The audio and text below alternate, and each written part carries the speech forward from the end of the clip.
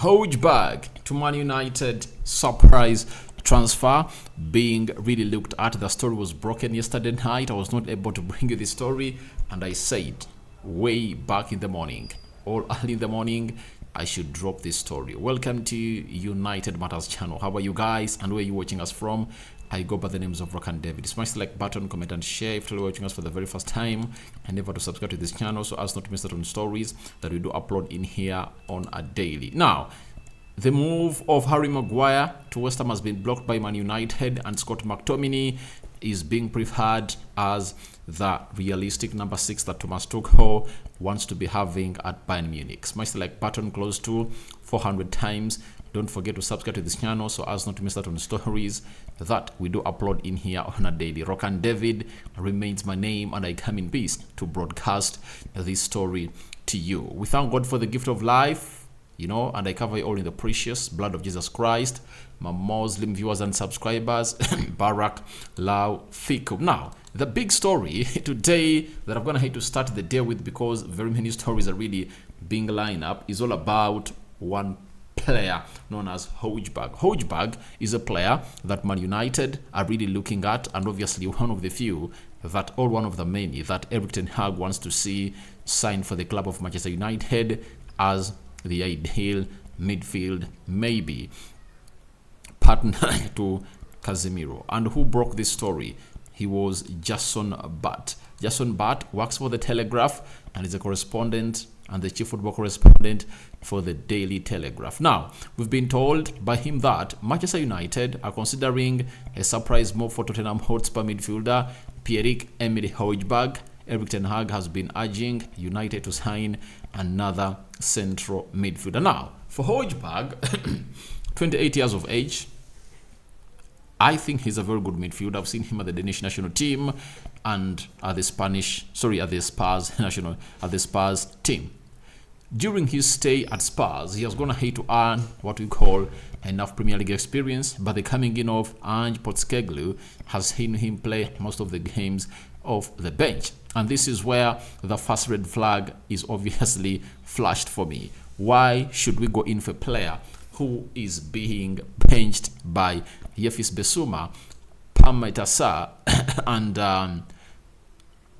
there is the other guy, I've forgotten his name, you know? If at all he's good enough, why isn't he starting for Tottenham Hotspur, right? I know he's a very good player, but him not starting for Tottenham Hotspur is a very huge red flag for us as Manchester United, because I'm looking at players that are coming in through to do the needful. I know he can play as a CDM, right? He can play as a number 8, that is Hojbjerg, and he has the energy and intensity. But I don't think that he matches Amrabat. Secondly, the red flag is all about the price. Is Spurs going to run this player to Man United or sell the player? Because I think he's one of those that they are not having in their plans, and they want him out, because by the time Ange Postecoglou will come in and says, I want you out, obviously it's one of those deals that you don't want to obviously do, because that means his levels have gone ahead to fall up. His contract expires in 2025, and if United is going in for him, we should get a very good reason. Maybe we cannot afford £21 million to sign Sofian Amrabat or not. Now, this player is linked to Man United because of that photo that you see. He was with Erik ten Hag at Bayern Munich, as you see them there in that photo, meaning that Ten Hag is being linked to almost all players that has been linked to, or that has been really with at certain teams. When you look at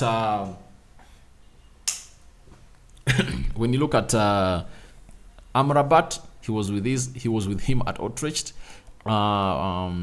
Tagliafico at Ajax, which other player that has been linked to him. Now Højbjerg at Bayern Munich, they really shared a certain moment in there for you, and I don't really want a player like him. To me, the first player that I think we should go in for is Sofian Amrabat, because he's cheap and he offers a lot. He's a very good player, and he proved it at the World Cup, even in the UEFA Conference League finale, where he downplayed the levels of Declan Rice and won the midfield battle of him. But I understand that maybe Ten Hag is wanting to really build what we call a very good Danish climate at Manchester United, to see to it that Rasmus Højlund fits in it as soon as possible. Maybe if that's the reason, then we might look through it. But I really anticipate that we deserve better as a side of Manchester United, because Sofyan Amrabat has been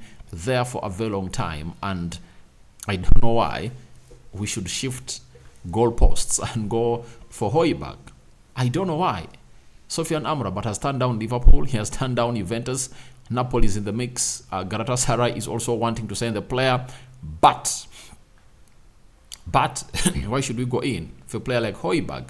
That is very ashamed for me that we are going in for a player for Højbjerg, 28 years of age.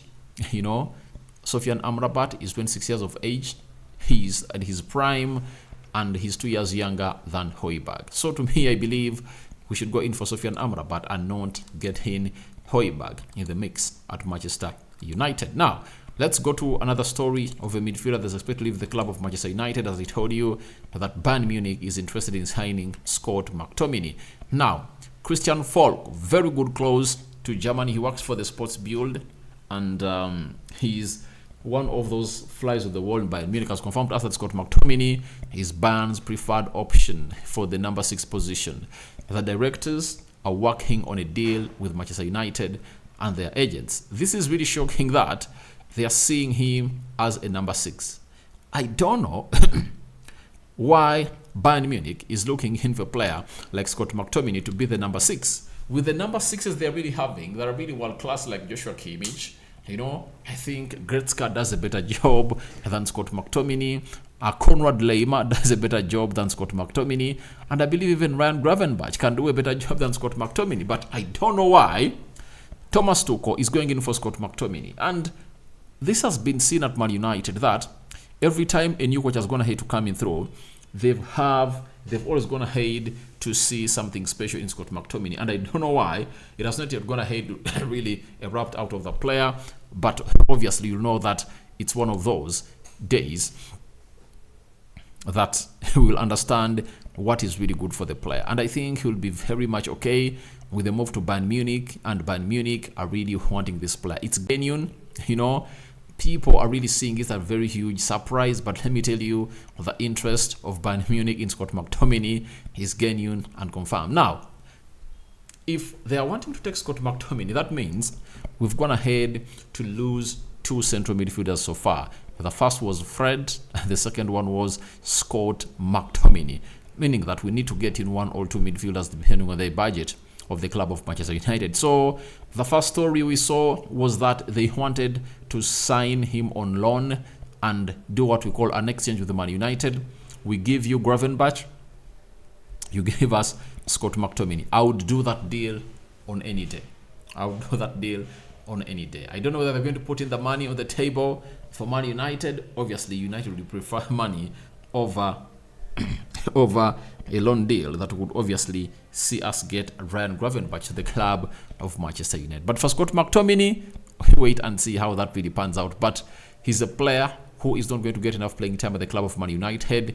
He only comes off towards the dying minutes of the game, and no player would obviously want such stuff to be happening to him.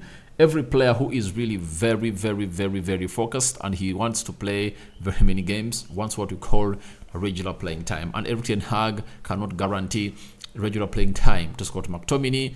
Yet the manager of Bayern Munich, that is Thomas Tuchel, is wanting to guarantee that. Maybe he's looking to him as a number 8 because they prefer him as a number 8 as going forward. And his physicality is one of those attributes that maybe Thomas Tuchel is looking at. That last season in the Champions League, they lost out on the Champions League because of what we call the lack of the physicality in the midfield. Because when you're playing teams like Man City and you get in a player like Scott McTominay, can man-mark a player out. So I think maybe that's the reason as why they're going in for him. But I don't think that he's better than Joshua Kimmich. He's not better than Konrad Laimer. And that's why we tell Thomas Tuchel that he should touch these buttons carefully, because some of them are hot. You know, if you bring in Scott McTominay and you bench Joshua Kimmich to play Scott McTominay as the number 6 for Bayern Munich, I don't think it will work out like a charm as he wants it to be. So we leave it at that, and let's climax with the story coming in from the Times. They're confirming to us that Manchester United have blocked a fresh approach from Harry Maguire from West Ham United.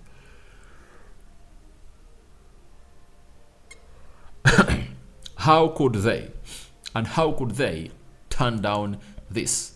Now, Fabrizio Romano has confirmed to us that West Ham have decided to leave the rest of Harry Maguire as things stand after trying again, but no green light from Man United.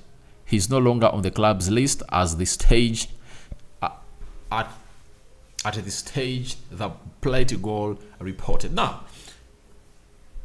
the incompetency of the club of Manchester United is really ill. Now, there was a chance for us to really do this deal of Harry Maguire close to 2 weeks ago, and they said no to the deal. You know, we wanted to bring in Pavard, and guess what happened? They told Pavard that because Harry Maguire deal to West Ham is off, we are not obviously going to see you come to Manchester United. It's very annoying, and I think it's one of those deals that you would obviously want to see your club do, like sell Harry Maguire and get in a different replacement. The reason United is giving is that they don't have enough time to get in or to learn the replacement of Harry Maguire. But what much time are you talking about? That means you are slow at doing these deals, because if you sell Harry Maguire, Todibo is a variable, and you can easily get in Todibo from Nice to Manchester United. And I think with Sir Jim Ratcliffe being one of those people that want to buy Manchester United and own Nice in France, I think that would be something good and better to see it that comes out into a better way to get those players at Manchester United, because £30 million can obviously get us the best that we deserve as the club of Manchester United. This is the incompetency that we've always gone ahead to call out for at this club of Manchester United, and that if at all the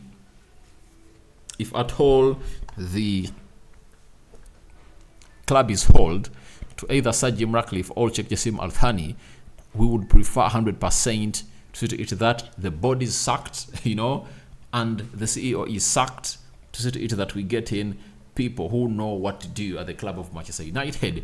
It's very ashamed that the club of Manchester United is having people who learn on the job. That is really out of this world and surprising. A club like Man United needs to be having people, players that don't learn on the job. The board and the technical department that obviously doesn't learn on the board. We need people who know how to do things. I'm gonna hate to do this stuff provenly way back from their past history. So guys, your thoughts on Højbjerg to United surprise move are welcome in the comment section below. What do you make about Harry Maguire's transfer to West Ham blocked by Man United because they don't have enough time to sign other players? Don't you think they're lying? And lastly, what do you make about Scott McTominay? Bayern Munich looking at him as their number 6. Do you think we are going to get money out of this deal, or we are going to be ransomed? I sign out for now. See you later. I cover you all in the precious blood of Jesus Christ. My Muslim viewers and subscribers, Barak Lau Fikum. Ciao, ciao.